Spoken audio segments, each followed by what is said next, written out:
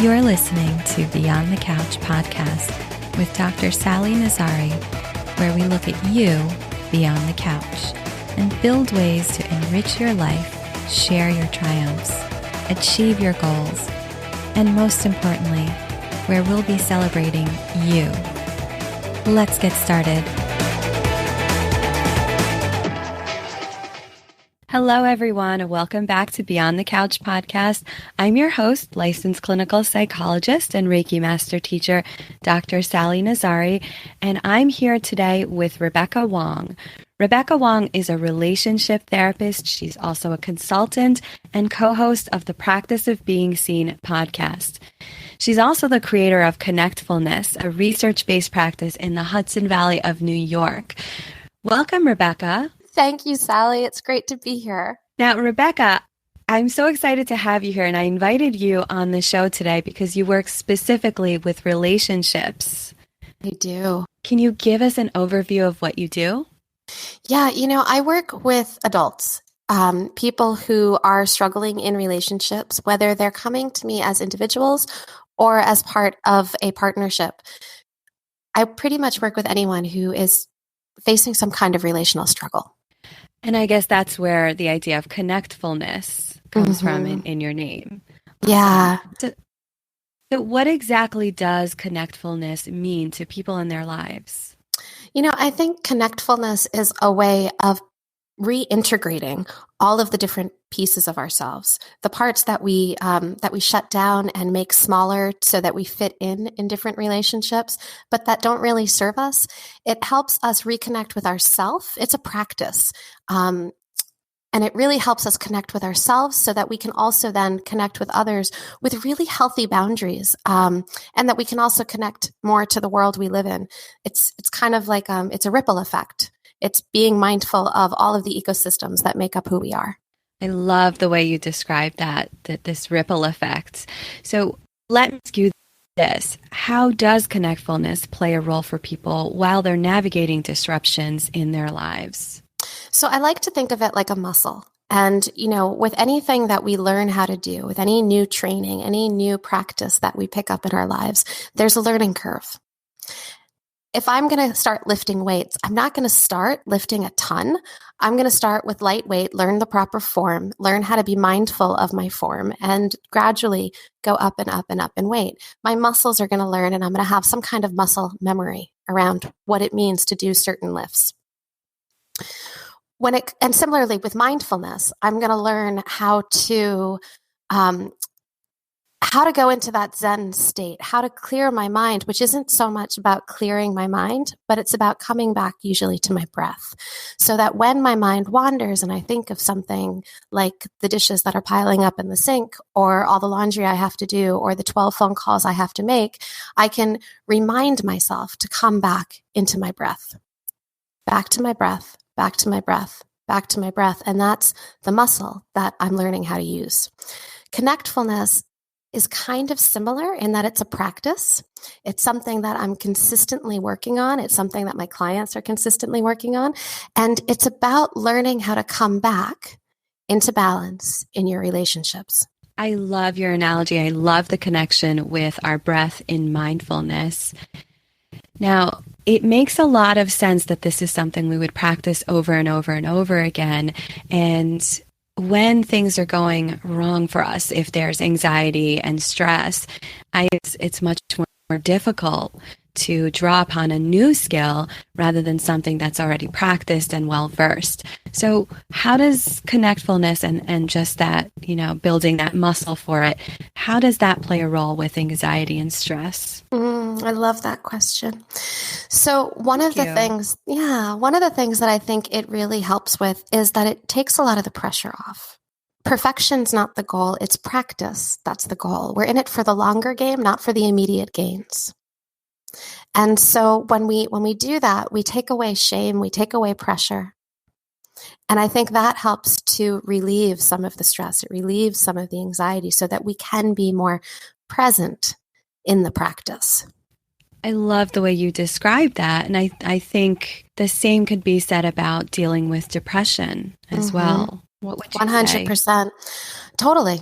I think sometimes With depression, it's very much the same thing. We're still dealing with the same kind of stuff.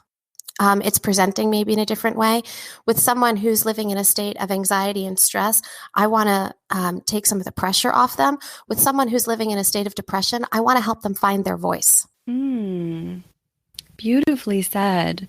So on the heels of that, how can people start learning to be more connected to the people that they love? Well, so I think this really begins with learning how to be more connected to yourself. And then it starts to ripple out to the people that you love. Because so often one of the problems that people have in relationships is that they try to be nice, or they're flooded with contempt. And in neither case are they really focused on what they feel and what they need. And this is one of those places where it's important to drop into what's going on for me right now. What am I feeling? Where am I feeling it in my body? Is there something that's going on in the pit of my stomach? Is the hair on the back of my neck standing up? Do I have a huge tension headache right now? Do I just want to be in a dark room and have lots of silence around me? Do I need more connection? Do I need somebody to hold my hand and be present with me? What's happening for me right now? And when they can start connecting to that, then they can also start using that as information that helps them reach out and get connected to the people that they love. So our connections with others begins with our connection with ourselves.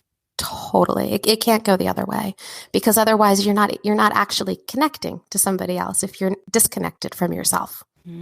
Very nicely said. I think that nails it on the head. We're actually disconnected when it's that way, right? Yeah. So you've given us a lot of information, a great overview of what it means to be connected to other people and how valuable it is when we're dealing with some kind of disruption, when there's a stressor going on, when we're feeling depressed. And most importantly, a great way of starting to connect with ourselves in a deepened way so that we can start to reach out and connect with the other people. What else would you like us to know about connectfulness and relationships? Can I give you like 4 steps that I walk a lot of couples through, a lot of people through? I would love that. That would be wonderful. So one of the first things I tell pretty much everybody that I work with is the first step is just to slow down. This is like the hardest step. It feels really deceptively simple, but it's not. You want to slow down and you want to start to notice the patterns, the threads that are showing up, and the ways that there's similar things that are happening, whether it's within multiple relationships or within the same relationship. What is it that keeps showing up? And you just want to allow yourself to be receptive to this, just to be gentle and open up to it. You might notice these things 5 days after a fight. You might notice them 5 minutes later. You might notice them 5 months later. Where you're noticing them doesn't matter. The fact is that you're starting to notice that you're having these feelings, that these threads and that these themes and that these patterns are showing up. That's step number 1. It's the noticing. Step number 2 is about starting to name those feelings and needs, starting to name what's happening. And so you might have needed to take a time out. You might need to give yourselves some space if you're in a relationship with somebody else. And then you come back, and one of you is going to initiate a process of talking about these patterns or themes or threads that you've observed. Does that make sense, Sally? Absolutely. And I think it's such an important process to go through after that initial step of noticing. Yeah, it's about opening a discussion. This is where intimacy starts to build, because you're back in discourse now. And the third step is about developing your awareness. Through the act of noticing, through the act of naming things, you've created a prescription for what you need to thrive, for what your relationships need to thrive. And so this is about that pattern of staying in awareness. You want to start seeing what you can do differently, taking responsibility for that. And then the fourth step, and I think this is one of the most important steps, is to practice kindness. This is really vulnerable work. It takes a lot of patience and practice. And it can be really challenging to see yourself and to feel all your feelings, the stuff that you've been disconnected from for God knows how long. So in order to get to that place where you can stand in your truth, you really want to be kind to yourself and to your partner so that you don't shut yourself or them down. Beautifully said. And yeah. it's such an important way of showing up with ourselves and our partners. Yeah. It's challenging, though. I mean, it feels so simple for me to say those words, but it's really tough stuff to actually do. And I think this is a great example of where this is something that the steps may be simple, but they're not easy to do. And you used a great word in mentioning just the vulnerability that comes. There's a lot of vulnerability. Right? Yeah. I think on the other side of vulnerability, there is authenticity, there is that growth, and there is that greater way of joining with each other and being more connected. Very much. It's definitely vulnerability. And in these places where we are getting vulnerable, one of the places where it's the hardest to be vulnerable like that is to actually notice it in ourselves. It's almost, once we've done that work, it's so much easier to be vulnerable with our partners because we've already seen it. But if we haven't allowed ourselves to go to that place where we can see ourselves in that way, then when our partners see us there, it really stings. Oh, absolutely. And it highlights again what you were saying earlier, that there's no way we can be connected to another if we're not connected to ourselves. Yeah. Absolutely. Mm-hmm. Such great steps, such important reminders for us today. Thank you. So I've asked you to share 3 tips with us for people who are looking to better connect with the people in their lives. And you've given us a wonderful process of doing that and how people can get started. We've also talked about how important it is for ourselves and to other people. Now, I'm going to present a challenge to you. Okay. You ready for it? Totally. Great. So how would you sum up your message to us today in 3 sentences? In 3 sentences. That's the tough part. That's the tough part. I'm like trying to think of them ahead of time in my head so I don't go too far. Let's see. Okay. Connectfulness is about looking within.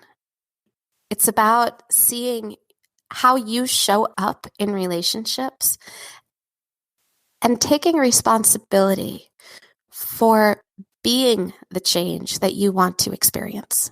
I love it. So you just rocked the challenge. I think you did such a great job. Thank you. Yeah, and we thought this was going to be tough, but here we are. So Rebecca, thank you so much for being a part of the show. You've given us so much information that I think can be incredibly meaningful for people. And I'm sure that after such great information, people are going to want to reach out to you. So how can they get in touch with you? How can they learn more about you and your practice? The best way to reach me is at my private practice website, which is Connectfulness, ConnectFulness.com. I can also be found at practiceofbeingseen.com. That's where I have a podcast, but that's also linked through on the Connectfulness site. Awesome. And I'll link those in our show notes for people to easily access that. Again, thank you so much for being here. And thank you everyone for listening. Once again, I'm Dr. Sally Nazari, and I was here today with Rebecca Wong, and I look forward to connecting with everyone again soon. Take care. Thanks for listening to Beyond the Couch podcast, a space for celebrating you. The contents of this episode are for informational and supplemental purposes only, and not a substitute for professional services. For more access to you beyond the couch, check out www.drsallynazari.com.